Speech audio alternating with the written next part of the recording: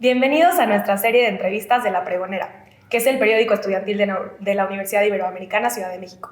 Este proyecto fue creado, dirigido y gestionado por estudiantes de la universidad que buscamos la reflexión crítica y la representación plural de nuestras voces.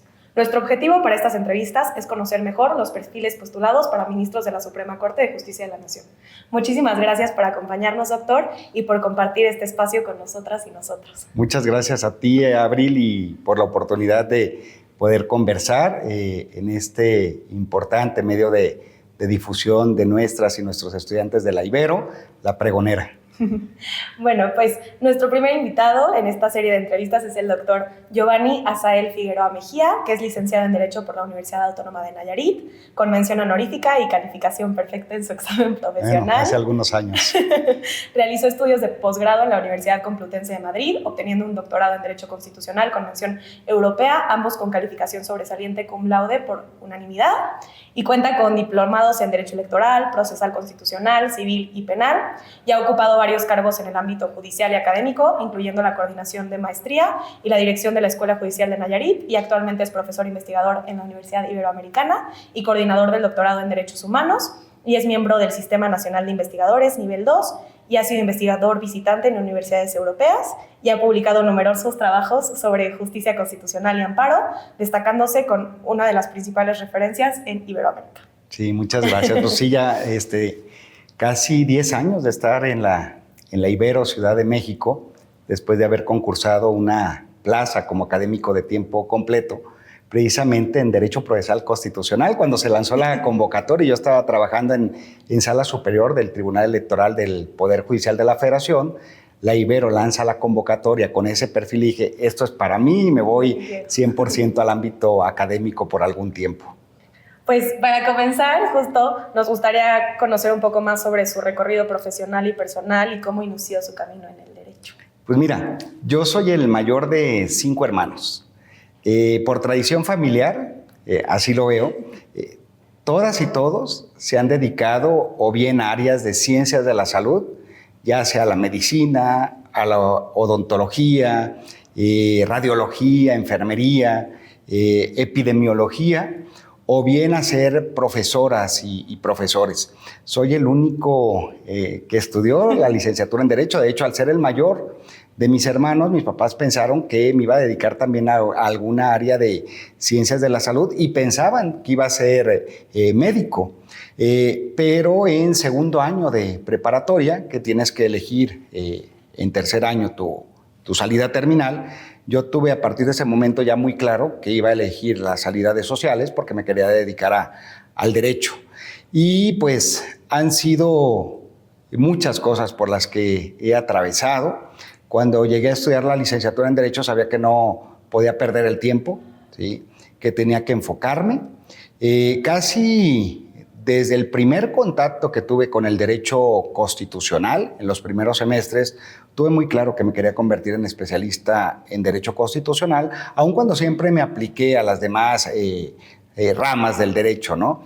Y casi a finales de tercer año de la licenciatura, llegó el coordinador general del programa Delfín, un programa para el fortalecimiento de la investigación y el posgrado del Pacífico, que mejor se conoce como programa Delfín, que es un programa muy potente que está presente en más de 300 países. ¿Sí? No, perdón, ya estoy inventando países, no.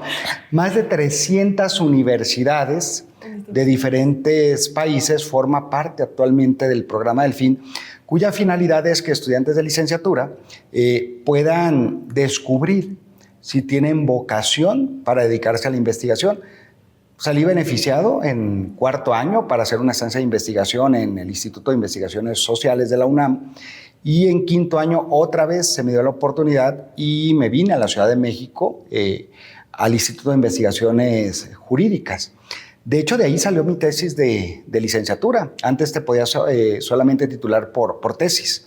De ahí hice mi tesis de licenciatura, con la cual me titulé, y después me fui becado por la Universidad Autónoma de Nayarit a hacer tanto la maestría en estudios superiores en Derecho Constitucional como el doctorado en Derecho Constitucional a la Universidad Complutense de Madrid, y estando allá tuve además la oportunidad de irme a hacer 2 estancias de investigación para avanzar en la tesis de doctorado, una en la Universidad de Perugia y otra en la universidad más antigua del mundo, la Universidad de Bolonia.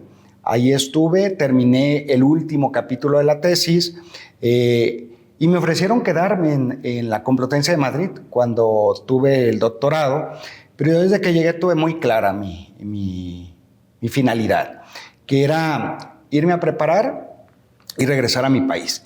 Y desde luego al decano, al director de la Facultad de Derecho, que fue mi director de tesis, fue que me hizo el ofrecimiento. Me dijo, mira, aquí nosotros te podemos apoyar para que hagas carrera académica. Le agradecí, por supuesto, a Raúl. Le dije, mira, siempre estaré dispuesto, con todo gusto, de regresar a dar una conferencia, a participar en algún congreso, a presentar algún libro o a dar clase.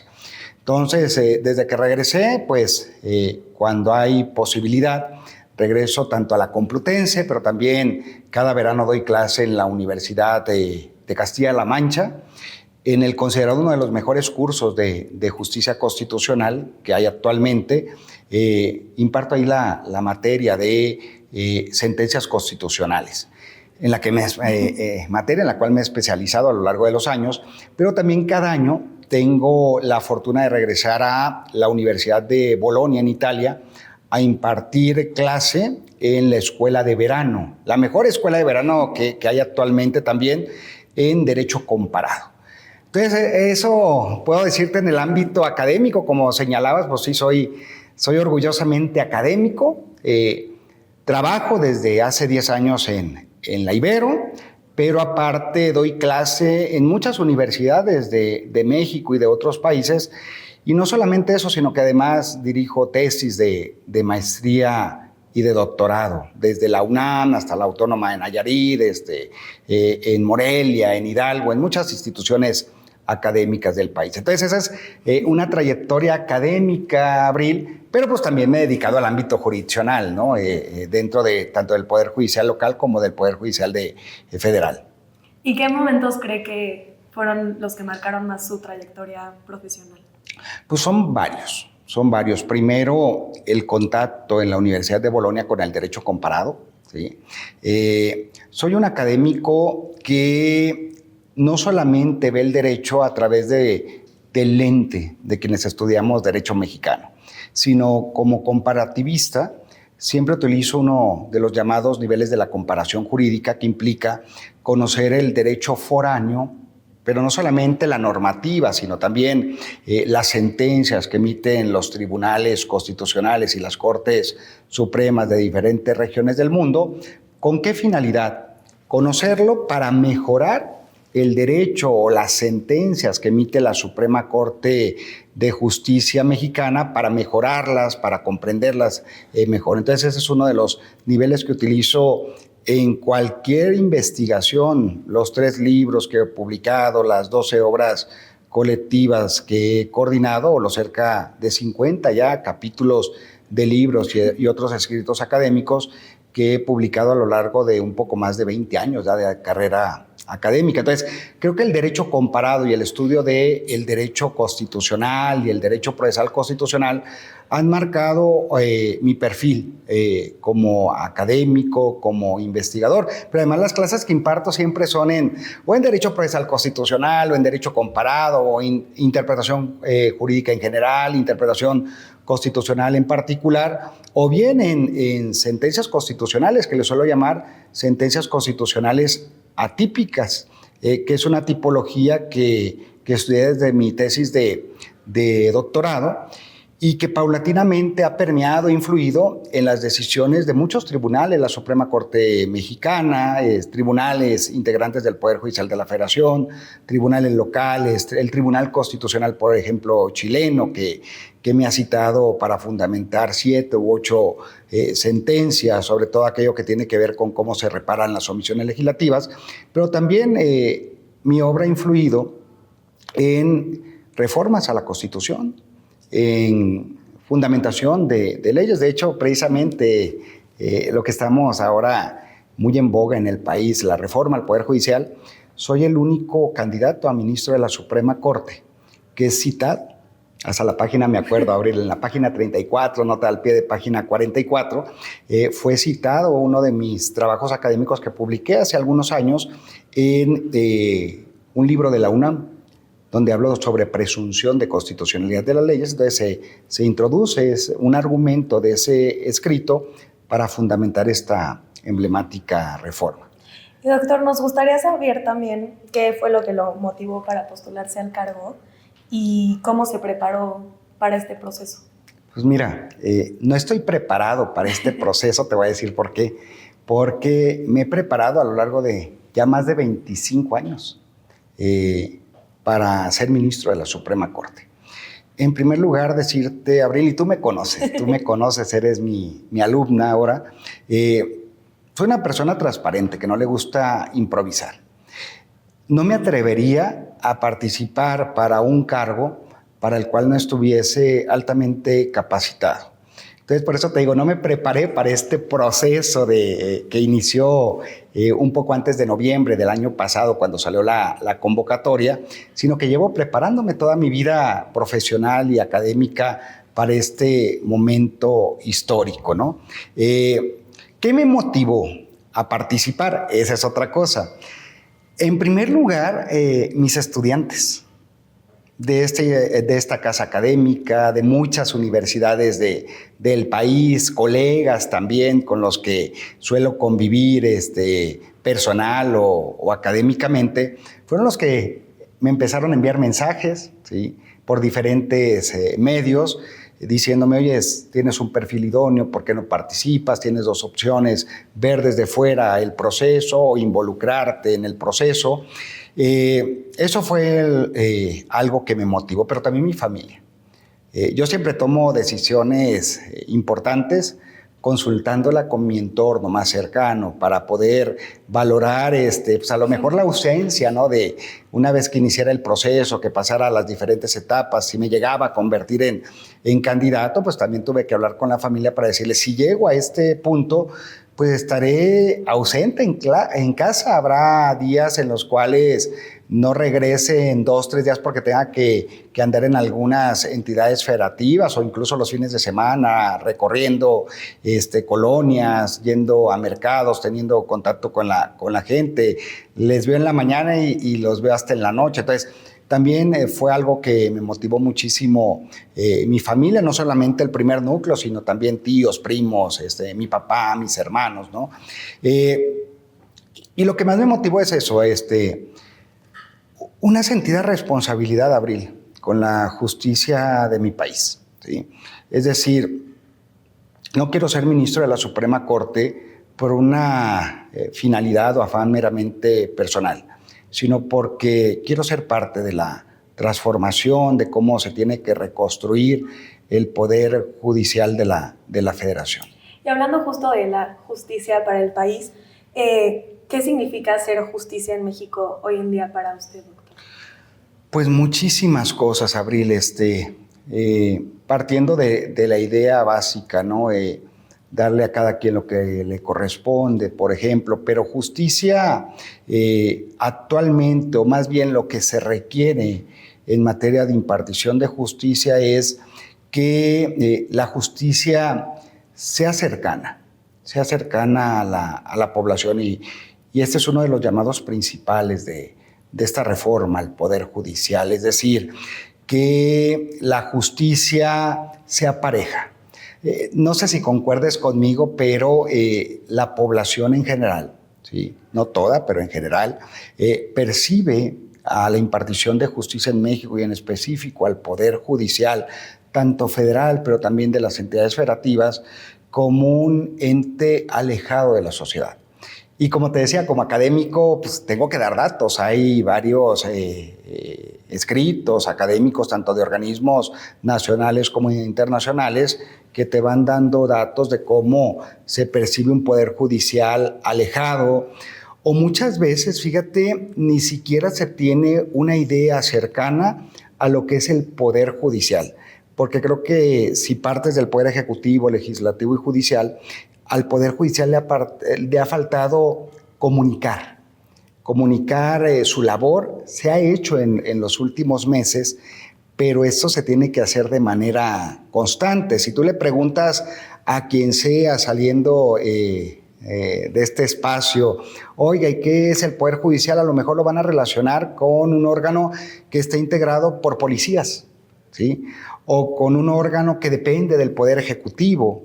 Es decir, no se tiene una idea de lo que es el Poder Judicial en nuestro país por una falta de comunicación, y no creo que eso se lo tengamos que atribuir a la sociedad, sino se lo tenemos que atribuir a quien tiene que comunicar la labor que tiene el Poder Judicial.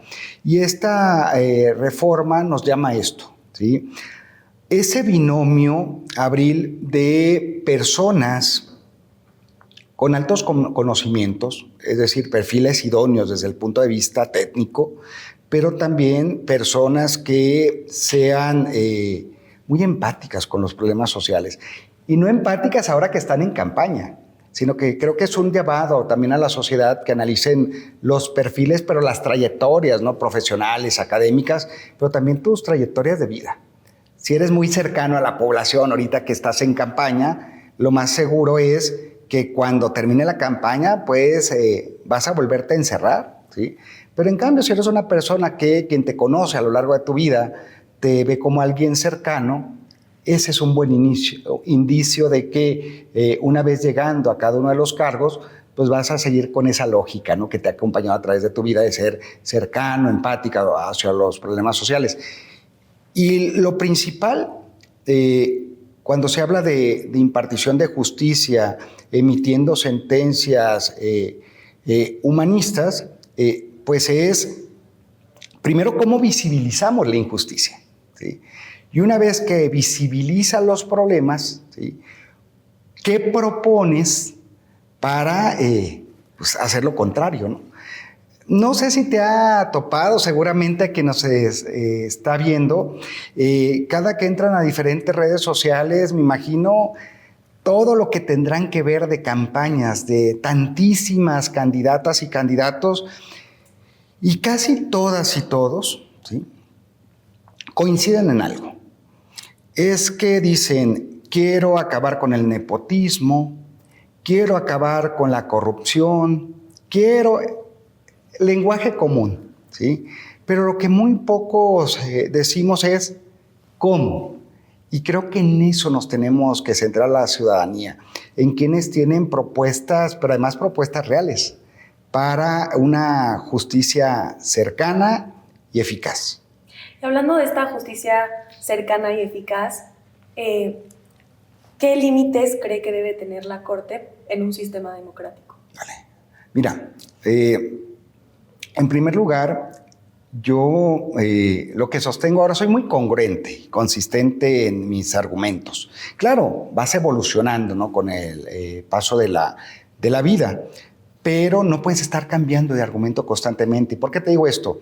Yo a lo largo de más de 15 años he sostenido que los tres poderes del Estado, otra vez ejecutivo, legislativo y judicial, no se tienen que ver como entes enemigos.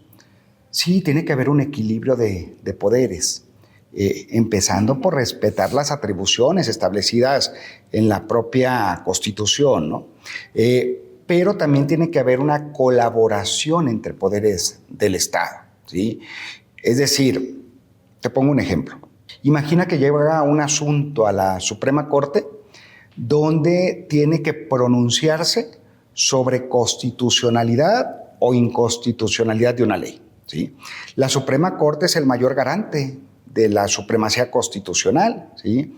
Es el mayor defensor del contenido de nuestra Constitución, ¿sí? Pero si se limita a velar por el respeto del principio de supremacía constitucional y no quiere colaborar con los otros dos poderes del Estado, pues posiblemente la Suprema Corte de manera constante va a estar emitiendo sentencias que declaren la inconstitucionalidad de la ley, que la eliminen del ordenamiento jurídico, que creen incluso vacíos innecesarios en los códigos, en las leyes. Y aquí un problema es que en muchas ocasiones, por la fuerte carga de trabajo a veces que tiene el Poder Legislativo, ya ven ese Congreso de la Unión o Poder Legislativo de las entidades federativas, a lo mejor no se colme esa laguna normativa de manera ágil, ¿sí? Pueden pasar meses o años. Entonces, lo que tiene que hacer la Suprema Corte es defender el principio de supremacía constitucional, pero utilizar una herramienta importante de los tribunales constitucionales y de las Cortes Supremas, que es la interpretación conforme, que es en nuestro artículo 1 constitucional, 2º párrafo. Entonces, buscar las posibilidades que tenga a su alcance la Suprema Corte para salvar la constitucionalidad de la ley, salvo que sea muy evidente la inconstitucionalidad de esa ley, de ese código, salvo que de manera evidente se vulneren derechos humanos. Ahí sí, aun cuando crece el vacío normativo, pues tendrás que declarar la inconstitucionalidad y si acaso en el último considerando de la sentencia hacerle una recomendación al Poder Legislativo, decirle por dónde tendría que hacer su labor. Desde luego este argumento no será vinculante para el Poder Legislativo porque en su libre configuración pues el órgano legislativo puede decidir si toma el argumento de la Corte o si hace algunas modificaciones, toma en consideración algunos matices, ¿no? Entonces, pero creo, y no es de ahorita, te digo, sino eso lo he escrito y lo he dicho en muchísimos foros a lo largo de los años, tiene que haber una colaboración entre poderes del Estado. Y, doctor, hablando de la justicia otra vez y cómo esta afecta a todos los ciudadanos, nos gustaría profundizar en cómo la Corte puede acercarse más a la sociedad y cómo hacer el proceso judicial más accesible. Entonces, por eso queríamos preguntarle por qué debería interesar este proceso a personas que no son abogadas o que no forman parte como del gremio, que también como que se ha criticado mucho, que se ha como centralizado la discusión a solamente los abogados, y también cómo puede la Corte ser más transparente y cercana. Sí, mira, de muchas formas. Es un mensaje muy potente, Abril, en que ahora las y los candidatos estemos saliendo a la calle, porque ahí es donde te das cuenta de los verdaderos problemas cotidianos que enfrenta la sociedad, y no solamente, como dices, las y los abogados, ¿no? Te pongo algunos ejemplos. Muchos colegas del gremio, pues en muchas ocasiones dicen que van a un juzgado, a un tribunal, no digamos la Suprema Corte, ¿no? Pero empezando con ese primer contacto con la impartición de justicia, van a un juzgado para sacar una copia, por ejemplo, y no llevan su copia con la credencial de lector, tardan mucho tiempo en que, no, hasta que no vaya y busque una fotocopiadora, siendo que no sería más fácil decirle a ese ciudadano, présteme su credencial y aquí le vamos a sacar la copia en la fotocopiadora del juzgado. Se percibe una justicia muy formalista, ¿sí? Demasiado formalista, diría yo. Entonces, los jueces, los magistrados, los propios ministros de la Suprema Corte se encierran en sus cuatro paredes. Y entonces, esta apertura que se está teniendo te permite ser todavía más sensible, ¿sí? Y ese es un llamado muy potente, decía, de esta reforma al Poder Judicial, y que yo esperaría que una vez llegando a ocupar los diferentes cargos del Poder Judicial, no se perdiera con esta misma lógica. No ver a los expedientes como simples asuntos, ¿no? Sino ver que, y no es algo retórico, sino algo que realmente siento, creo, ¿sí? Ver que al lado de cada expediente pues hay seres humanos, ¿sí? Que está de por medio el patrimonio, ¿sí? Que está de por medio la libertad, que está de por medio una patria potestad, ¿sí? Que está de por medio alimentos para los hijos, que está de por medio una pensión, por ejemplo, e incluso a veces está de por medio la propia vida, ¿no? Entonces, es eso, en cada asunto colocar en el centro al justiciable, pero también la relación con los poderes del Estado, porque como tú bien sabes, pues, por ejemplo, centrándonos ya en la Suprema Corte, pues tiene 36 funciones que podemos encontrar en el ordenamiento jurídico, empezando por la propia Constitución, pero dentro de esas 36 funciones, las más importantes pues son juicio de amparo en revisión, controversias constitucionales y acciones de inconstitucionalidad. A través de juicio de amparo, proteger derechos humanos de todas y todos los mexicanos, pero de manera especial de los grupos más vulnerables, de los grupos también llamados desventajados, ¿no? Por otra parte del pensamiento. Pero también cuando esa relación entre poderes del Estado, ¿cómo lo resuelves? A través de una controversia constitucional para que un poder no invada competencias de otro, para que un nivel de gobierno no invada competencias de otro, pero también a través de acción de inconstitucionalidad, ¿no? ¿Cómo proteges todo el contenido de la Constitución? Entonces creo que primero, en síntesis, una justicia menos formalista y más humanista. Ok. Y justo en caso de ser elegido como ministro de la Suprema Corte, ¿qué temas buscaría impulsar desde la Corte? Pues mira, muchos. Primero, lo que te comentaba, algo que ha faltado en los últimos años a la Suprema Corte, ¿sí? Y no digo solamente a la presidencia, sino a la mayoría de los integrantes de nuestro Tribunal Constitucional, que pareciera que se han encerrado en sus monólogos. Yo los percibo, por eso ha sido uno de mis lemas de campaña, como un poder judicial encerrado en una burbuja, colocado en un pedestal, ¿sí? Entonces esa sería una de las principales cosas que implementaría. Es decir, que el Poder Judicial salga de esa burbuja, ¿sí? Y sea más cercano. Primero, se nos viene un problema que casi nadie está poniendo en el debate o en los comentarios, ni en foros, ni en entrevistas. Desaparecen las dos salas de la Suprema Corte y solamente va a funcionar en pleno.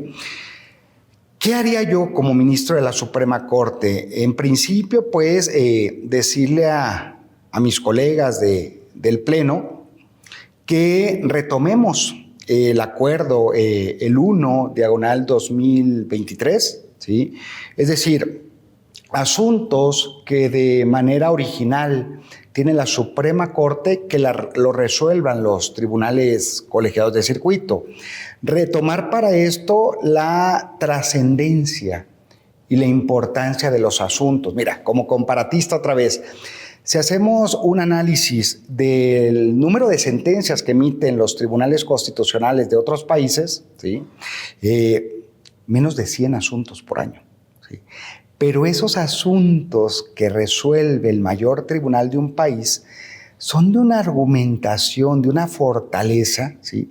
Que permea en todos los tribunales del país.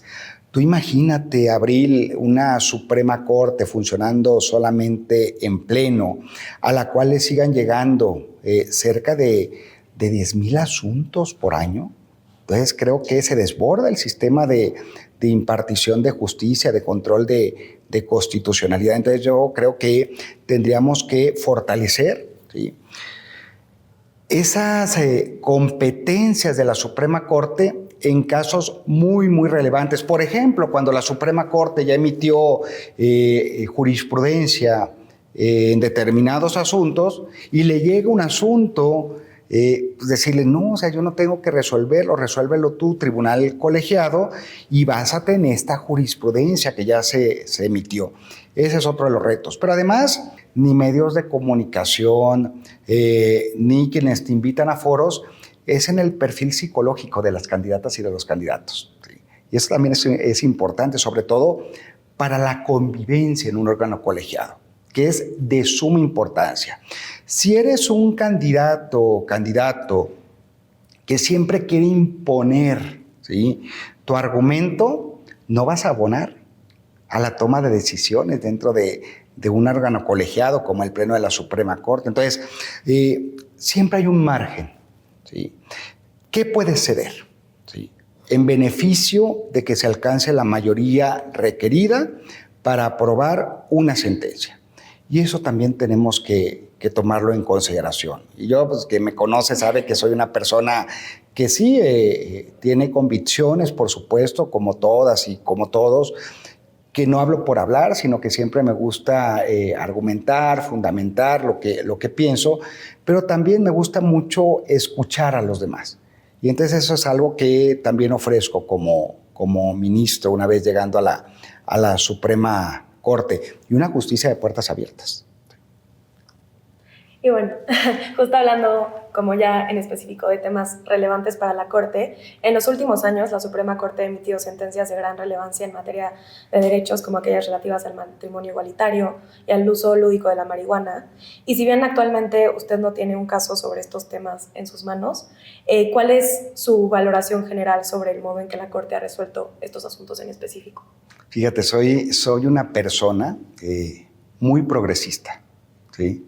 Y llegando a la Suprema Corte, lo que yo pienso ahora como académico, por supuesto, no te puedes quitar totalmente algunas ideas preconcebidas que tienes. Y entonces, en relación a estos dos casos que pones, yo, si me tocara haberlo resuelto, por supuesto que votaría a favor. Te voy a decir por qué. Mira, uno tiene que ponderar, ¿sí?, cuando formas parte de un tribunal.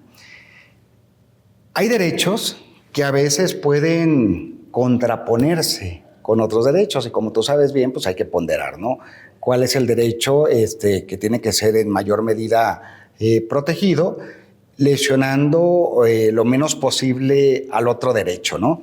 Pero en el caso de matrimonio igualitario, fíjate, ¿qué suelen decir los códigos civiles o familiares de nuestro país? Matrimonio es la unión entre un solo hombre y una sola mujer con fines de procreación para darse ayuda mutua en la vida. Tú ves ese artículo y ese es un poder que tiene un tribunal constitucional, ¿sí? Interpretar el ordenamiento jurídico para proteger los derechos de todas y de todos. ¿Sí? Con un artículo configurado en ese sentido, se está protegiendo entonces solamente un tipo de familia, aquella formada entre un hombre y una sola mujer. Pero además, cuando ves la segunda parte del artículo que te dice la finalidad del matrimonio es la procreación, dices, ¿y qué pasa con aquellas familias incluso conformadas por un hombre y una mujer que no pueden tener hijos? No estarán cumpliendo con la finalidad del matrimonio, o que aún pudiendo tener hijos, no quieran tener hijos. Entonces, ¿qué hace un tribunal constitucional? Decir, o tengo dos posibilidades: declarar la inconstitucionalidad del artículo por ir en contra del principio de igualdad y no discriminación establecido en nuestra Constitución, o colaborar con el órgano legislativo a través de estas técnicas de interpretación, que fue lo que finalmente hizo, ¿no?, la Suprema Corte. Es decir, elimino las porciones del artículo que son discriminatorias e introduzco los términos entre dos personas. Y a partir de ahí se crea el matrimonio igualitario, ¿sí? Si una persona hetero contrae matrimonio, un hombre con una mujer con un hombre, y se posibilita, se garantiza más bien el derecho de contraer matrimonio a dos hombres o a dos mujeres, los derechos al matrimonio de las personas hetero no quedan disminuidas. Lo único que se está haciendo es ampliar los derechos humanos de otros grupos que tradicionalmente habían sido discriminados. Y pasa lo mismo con el uso de cannabis, ¿no?, con determinado gramaje. Yo soy partidario de las libertades, ¿sí? Claro, siempre y cuando, repito, hay que ser muy cuidadosos que si te otorgan una libertad no vayas a disminuir la libertad de otro. Y con estos dos ejemplos, pues no pasa esto, ¿no? Porque el hecho de que se pueda contraer matrimonio no reduce los derechos del otro grupo que estaba protegido. El hecho que se permita el consumo de cannabis, pues lo consume quien quiere, ¿sí? No con que a alguien se le permita consumir cannabis quiere decir que se le va a disminuir o lesionar el derecho de otra parte de la población. Entonces sería en síntesis un ministro con una ideología humanista y altamente progresista. Y hablando de la interrupción legal del embarazo, ¿considera usted que la Corte ha resuelto adecuadamente? Sí, también, sobre todo porque ahí entra en juego otro derecho, ¿sí? La libertad que tienen las mujeres para decidir acerca de su cuerpo, por supuesto que sí. Y bueno, doctor, justo hablando de esta visión humanista que tiene usted, nos gustaría comprender un poco mejor su visión como juzgador y por eso podría compartirnos cómo definiría ideológicamente su filosofía judicial. ¿Se considera un juez minimalista, progresista, originalista, humanista, como ya dijo, pero un poco ahondar más en eso? ¿Y qué enfoque interpretativo llevaría la Corte en el ejercicio de su función? Dale. Pues como le dije hace un momento, un juez tanto humanista como progresista. Y cuando se tengan que resolver asuntos relacionados con derechos humanos, vamos a partir del deber ser y del ser.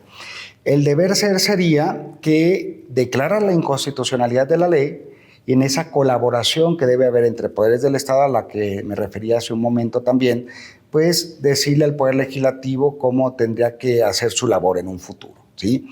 Pero también cuando se trata de derechos humanos, teniendo ciertos límites, por ejemplo, sin reconfigurar el artículo, sin hacerle decir a la ley algo que no se justifica que diga, sí sería un juez que amplíe el contenido de derechos humanos a través de muchas técnicas, ¿no? A las cuales pues tengo mucha experiencia, más de 20 años ya dedicándome a estos temas. Sé cómo se tiene que emitir ese tipo de sentencias constitucionales, repito, teniendo ciertos límites. Claro.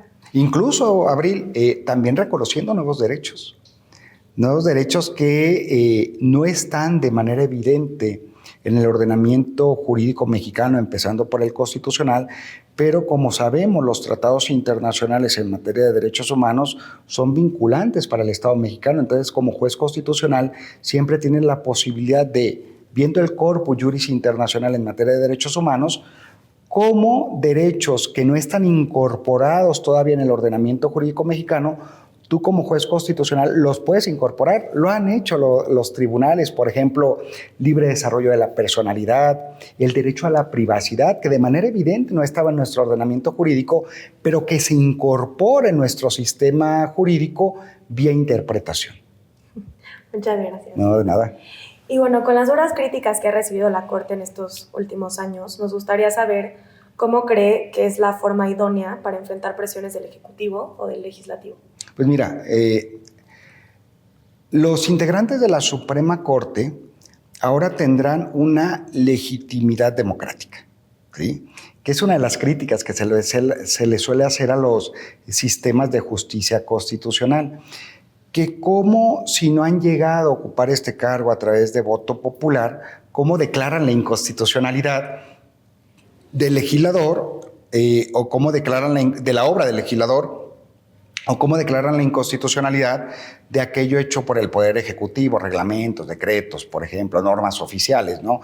Dos órganos que sí llegaron a ocupar ese cargo a través de voto universal. Entonces, los integrantes de la Suprema Corte, pues ahora todos gozarán de una legitimidad democrática a través de los comicios.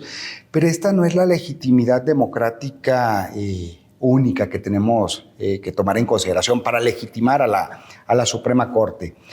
Un tribunal constitucional se legitima a través de buenas resoluciones que seguirán estando apegadas o debieran estar apegadas al ordenamiento jurídico y a la interpretación de los jueces, al sistema de precedentes. Y entonces pues tiene que ser muy independiente en sus resoluciones, ¿sí? Decir, a ver, de acuerdo a la norma fundamental, a la Constitución, esto es lo que se tiene que hacer, estos son los límites, hasta aquí podemos llegar. Entonces, yo creo que tiene que haber, seguir fortaleciendo ese principio de división de poderes, pero además la independencia en las resoluciones. ¿Y qué hacer ante percepciones de subordinación política? Pues mira, pero ¿en qué sentido? Como... Bueno, es que yo considero que actualmente los ministros sí tienen legitimación democrática, nada más que no indirecta, directa, ¿no? Ajá, exacto. Entonces, por ejemplo, en casos como muy controversiales. O sea, usted me ha dicho a lo largo de toda la entrevista que cree que debe de haber una colaboración entre el Poder Ejecutivo y el Poder Legislativo. Uh-huh. Y han llegado casos a la Corte fuertes, como el de la Guardia Nacional, uh-huh, que ministros han dicho que creen que ese tipo de casos como que rompieron esa relación y colaboración que había entre el Poder Ejecutivo y el Poder Judicial. Entonces, si llegara un caso parecido, como en donde se entendiera o sea, empezaron a decir que hubo subordinación política, ¿cómo lo abordaría usted? Sí, perfecto, gracias, Abril. Mira, creo que no hay que confundir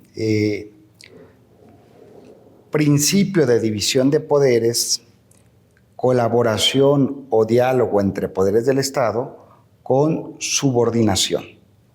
No puede haber subordinación ni del Poder Judicial hacia los otros dos poderes, ni del Poder Legislativo hacia los otros dos poderes, ni del Poder Ejecutivo hacia los otros dos poderes, sino una colaboración. Y entonces cuando llegan este tipo de asuntos que dijeran los colombianos que son peleagudos, ¿no? Dijéramos nosotros en México que son complicados, pues tiene que basarse, repito, las decisiones en lo que te marca el propio ordenamiento jurídico y los tratados internacionales. Es decir, no es que un poder se tenga que colocar por encima de otro, tiene que haber un respeto, ¿sí? Desde el diálogo, pero un respeto siempre, sin querer influir en las decisiones de uno u otro poder del Estado. Perfecto, doctor. Muchísimas gracias. Y justo hablando ya en específico de la Guardia Nacional, ¿usted cree que ese caso fue el parteaguas o considera que hubo otros casos que hicieron que ya no hubiera una colaboración armónica entre poderes? Pues hay muchos. Mira, creo que desafortunadamente, Abril, en los últimos años, y podemos ver perfiles haciendo el corte de los últimos 30 años de justicia constitucional en nuestro país, pero centrémonos en los últimos años. A mí me sorprende mucho la falta de congruencia, ¿sí? Congruencia y consistencia. Como te lo dije al principio, o sea, hay que ir evolucionando y todos podemos ir cambiando de parecer, pero lo que no estoy de acuerdo es que cambies de parecer según convenga. Y te pongo un ejemplo de un caso todavía más emblemático, ¿sí? Tribunal Constitucional Mexicano, si hacemos un análisis comparativo, es el único tribunal en el mundo, ¿sí?, que en menos de 10 años cambió de criterio en relación a lo siguiente. ¿Se puede controlar o no una reforma constitucional? Y primero dijo una integración de la Suprema Corte, pues sí se puede controlar una reforma, ¿sí? Después se vuelve a cambiar de criterio diciendo solamente por vicios formales, es decir, al procedimiento, a la creación de la reforma constitucional.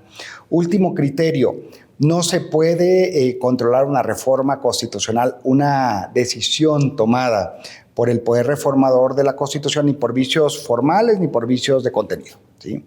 Llegan más asuntos a la Suprema Corte en las cuales dijeron, no, ratificamos el argumento, no se puede controlar una reforma constitucional. Y a mí me sorprendía mucho cuando algunas ministras y ministros de la actual integración de la Suprema Corte, cuando estaban en la terna enviada al Senado de la República y les preguntaban sobre este tema, decían, no se puede controlar una reforma constitucional. Y sorprendentemente, cuando esa reforma se relaciona con el Poder Judicial, cambian de criterio. Eso creo que no es adecuado en un tribunal constitucional. Si afectan tus intereses, entonces si hay que controlar la reforma. Si no afectan los intereses, aún cuando se trate de temas de derechos humanos, ahí sí no se puede controlar una reforma. A esto me refiero cuando tiene que haber congruencia en las decisiones de un tribunal constitucional, porque es que no te está representando, sino está representando al Poder Judicial como órgano de cierre. Entonces creo que este es uno de los temas que evidenció, ¿sí?, ese choque, ¿no?, entre poderes del Estado por falta de congruencia. Bueno, doctora, yo estoy en desacuerdo Sí, claro, claro. con usted, porque yo justo creo que no fue una reforma y fue más una sustitución a la Constitución. Pero bueno, ese es ya tema personal. Sí, bueno, sí, no sí. podemos ahondar mucho. Claro, con todo gusto, con todo gusto. Tenemos que al cabo como 2 horas todavía. Me voy a cambiar a las siguientes preguntas. Pero bueno, en relación con la pregunta de la Guardia Nacional, nos gustaría también saber usted qué cree especialmente en lo que respecta a la militarización del país y el papel que juega la Corte en este proceso.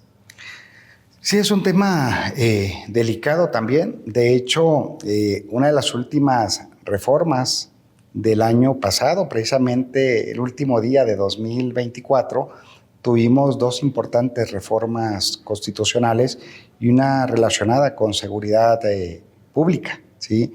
Que tiene que ver también con la Guardia Nacional. Y entonces, ahí sí no recuerdo si ya haya llegado algún asunto a la Suprema Corte, y si llegó, si ya se resolvió, no tengo conocimiento sobre este asunto.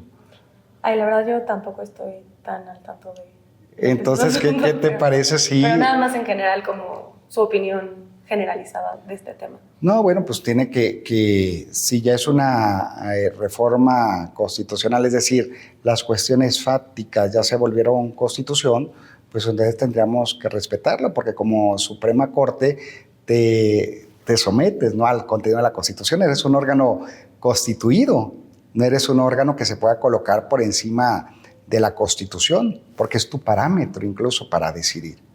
Perfecto. Y bueno, el marco normativo vigente como que otorga amplia discrecionalidad a los ministros de la Corte para conformar sus equipos de trabajo. Entonces, en este contexto, ¿qué criterios institucionales y personales aplicaría usted para garantizar que sus colaboradores sean seleccionados con base en el mérito, la idoneidad y la diversidad? ¿Y considera importante incorporar perfiles provenientes más del Poder Judicial o de la academia o de otras áreas? ¿Y cómo promovería una representación equitativa de género dentro de su equipo? En específico, como de los secretarios de estudio. Tengo como media hora para esta respuesta. Mira, mucho que decir en relación a esto, ¿no? Soy partidario, Abril, de que una vez llegando a la Suprema Corte hay que conservar a los mejores perfiles que tienen mucha experiencia como secretarias y secretarios de estudio y cuenta, no solamente por sus altos conocimientos en las funciones de la Suprema Corte, sino también, como decía, perfiles humanistas, porque ese es el nuevo rostro que se está buscando en la justicia. Entonces, ese binomio hay que buscarlo para conservar a las y los mejores, pero también dar oportunidad a nuevas generaciones. Esa frescura también es muy importante, le proporciona mucha energía a un órgano, ¿sí? Entonces, incorporar a talentos como tú, por ejemplo, y no por darte coba, como tú y muchos otros estudiantes que he conocido a lo largo de mi vida académica, creo que tienen que estar ahí en la Suprema Corte. Por supuesto, la paridad de género, ¿sí? No solamente la paridad de género tiene que estar presente en las personas titulares de los diferentes órganos del Poder Judicial, juzgados, tribunales, Suprema Corte, Tribunal de Disciplina Judicial, sino también en el resto del equipo. También tiene que impulsarse la paridad de género. Pero también decías hace algún momento determinados grupos, ¿sí? Pienso en personas pertenecientes a pueblos y comunidades indígenas, ¿sí? Que haya una representación, pero no solamente como una simple representación, como una cuestión de marketing, sino porque es interesante escuchar la voz de alguien que es originario de un pueblo y comunidad indígena, porque es una visión diferente, ¿sí? Y muchos asuntos que llegan a la Suprema Corte tienen que ver con personas pertenecientes a pueblos y comunidades indígenas o con falta de consulta previa, ¿no? Entonces, tomar la visión de los pueblos y comunidades indígenas a través de una persona que pues, haya estudiado Derecho, por supuesto, que tenga un perfil idóneo, pero además esa visión. Personas de la comunidad también, Es importantísima la visión de personas de la comunidad. Entonces, conservar los perfiles idóneos desde los puntos de vista que mencioné, abrir las puertas a nuevos perfiles que pueden inyectar frescura a la nueva Suprema Corte de Justicia, garantizar la paridad entre hombres y mujeres en la integración, así no solamente en los titulares de los órganos, sino también en la integración de la ponencia y el demás equipo de apoyo, y dar oportunidad a personas pertenecientes a grupos tradicionalmente vulnerados, porque es importantísima la visión de justicia que tienen. Y otra cosa, propiciar con el equipo un ambiente de mucha cordialidad, que es algo que me caracteriza, que no me vean como el jefe, el ministro de la Suprema Corte, sino un eslabón más, ¿sí?, en el trabajo que se tiene que hacer al interior de la Suprema Corte para lograr una justicia eficaz, una justicia pronta, pero además una justicia profunda que solucione los problemas, ¿no? Sobre todo aquellos problemas que vemos cotidianamente en la sociedad, ¿no? Y doctor, una pregunta que nos ha surgido bastante a mis compañeros abogados y a mí, es que una de las modificaciones introducidas por la reforma judicial fue el reforzamiento del principio de relatividad de las sentencias en materia de amparo, ¿no? Estableciendo que cuando se impugnan normas generales no puede haber efectos generales. ¿Y qué opinión le merece esta disposición, particularmente en casos de medio ambiente, en los que el quejoso, por ejemplo, en materia de amparo, impugna un reglamento o una norma oficial mexicana? ¿Considera que aún es viable acudir al amparo en estos casos o que debería plantearse otro mecanismo como la acción de inconstitucionalidad? Pues mira, es que no está cerrado, ¿no? Como bien señalas, al juicio de amparo en revisión, sino también hay otros medios, ¿no?, como la acción de inconstitucionalidad. Pero centrémonos en la primera parte de la pregunta. Mira, recordarás que con la reforma, esa emblemática reforma de junio de 2011, de 6 y 10 de junio en materia de derechos humanos y de juicio de amparo, por primera vez en nuestro país se introduce el sistema, o más bien la figura de declaratoria general de inconstitucionalidad. Para quienes no estudian derecho, decirles que tradicionalmente en nuestro país, cuando llegaba un asunto a cualquier tribunal del país, incluida la Suprema Corte de Justicia, y consideraba que una sentencia protegía, por ejemplo, a Abril, que era quien había sido parte en el juicio, pues a lo mejor se estaba vulnerando el mismo derecho humano a Giovanni. Pero si Giovanni no fue a la corte, por ejemplo, pues no se le protegía su derecho humano, porque solamente se protege el derecho humano de Abril, porque fue la que presentó la demanda hasta llegar a la Suprema Corte. A eso llamamos relatividad o fórmula Otero también, ¿no?, de las sentencias de amparo. A partir de 2011, la Suprema Corte tiene el monopolio de poder declarar la inconstitucionalidad de una ley que vulnera derechos humanos, cumpliéndose los requisitos constitucionales, y podría no solamente proteger a Abril, ¿sí?, sino eliminar esa ley del ordenamiento jurídico. Pero siendo serios, ¿cuántos años tiene ese cambio, ¿no?, de paradigma en el ordenamiento jurídico mexicano? De 2011 a la fecha, pues más de 20 años. Y si analiza los pronunciamientos de la Suprema Corte, aun cuando estaba ahí la posibilidad de declaratoria general de inconstitucionalidad, fue muy poco usada por la Suprema Corte. Si mal no recuerdo, menos de 5 asuntos, ¿no? Primero, en materia de telecomunicación, que solamente se declaró la inconstitucionalidad de 2, 3 palabras, ¿sí?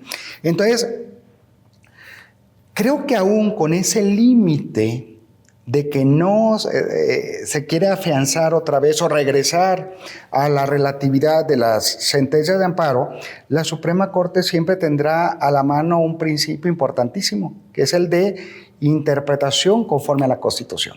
sea a través de juicio de amparo o a través de acciones de inconstitucionalidad o a través incluso de controversias constitucionales. Si bien es cierto, la finalidad, como tú bien sabes, es delimitar a qué órgano del Estado le corresponde constitucionalmente una competencia, también se pueden proteger por lo menos indirectamente derechos humanos a través de controversia constitucional. Entonces yo no estaría tan preocupado en este tema de si se regresa a la relatividad o no, porque la Suprema Corte siempre tiene la posibilidad de emitir jurisprudencia que va a permear, que va a influir en todos los jueces del país.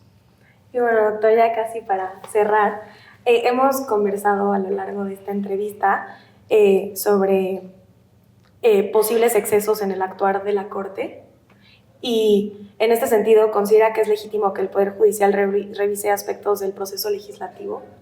Pues sí, yo creo que si imagínate que no se cumple el quórum, por ejemplo, hablando de temas meramente formales, ¿no? Sobre el fondo creo que no tendría que hacerlo, pero en relación al proceso, sí, imagínate, no se cumple con el quórum para aprobar una modificación legal, la creación de una nueva figura jurídica, sí tendría que tener la posibilidad la Corte de pronunciarse en este sentido, ¿no? ¿Y qué tipo de estándar propondría para ejercer ese control? Pues sí, sobre todo temas meramente formales. Yo no soy partidario, y esto tampoco es nuevo, sino que por mi propia formación, que una Suprema Corte se inmiscuya en la decisión de un órgano legislativo, sobre todo ya sin meternos a la reforma constitucional federal, pero sí a la reforma, por ejemplo, en una constitución de una entidad federativa. Yo creo que con cuestiones de el contenido o el fondo de la reforma no, pero con relación al procedimiento sí. Perfecto, doctor. Y bueno, ya finalmente nos gustaría concluir en esta entrevista preguntándole qué mensaje quisiera dejarle a la comunidad universitaria de la Ibero y qué consejo daría a quienes quieren incidir en el sistema de justicia desde adentro o desde afuera. Dale. Primero, la primera recomendación sería, antes de la recomendación, celebro muchísimo que esta reforma al Poder Judicial dé la oportunidad, Abril, a perfiles como el mío, de ahora ser candidatos, candidatas a la Suprema Corte o a los diferentes órganos del Poder Judicial, porque recordarás que hasta antes de esta reforma bastaba con pertenecer a una familia de élite, ya sea económica o política en nuestro país, que estuviera muy cercana o cercano el candidato o candidata al presidente de la República, y no digo presidenta, pues porque a la presidenta Claudia pues ya no le va a tocar, ¿no? ese proceso de hacer la propuesta ante el Senado de la República. Y entonces esa reforma abre posibilidades, ¿no? Como decía, perfiles como el mío, que no, de otra forma no tendríamos la posibilidad de ser candidatos, y no por falta de conocimientos, sino por la falta de cercanía a esas élites, para empezar. Después, celebro también que gracias a esta reforma al Poder Judicial, la ciudadanía se está interesando más en las funciones de un juez, de un magistrado, de un ministro de la Suprema Corte, porque a través del debate público, pues la ciudadanía seguramente cuando se mete a cualquier red social, una gran cantidad de información que le aparece relacionado con la reforma al Poder Judicial, a favor, en contra, con las propuestas de posturas de candidatas y candidatos. Y ahora sí, una recomendación, que ejerzamos ese importante derecho ciudadano que tenemos. El derecho a que este 1 de junio salgamos a votar, ¿sí? Que ejerzamos la gran oportunidad que tenemos como país de elegir a nuestras juezas, a nuestros jueces, magistrados, ministros, ministras de la Suprema Corte. Ese sería mi llamado, con independencia de con quién voten, pero también sería una recomendación que haría que dediquen algún tiempo para ver los diferentes perfiles, y sobre todo que decidan por perfiles que no quieran llegar a aprender a los juzgados, ni a los tribunales, ni a la Suprema Corte, sino que a través de su trayectoria profesional y académica, ¿sí?, puedan llegar a convertirse en unos grandes impartidores de justicia.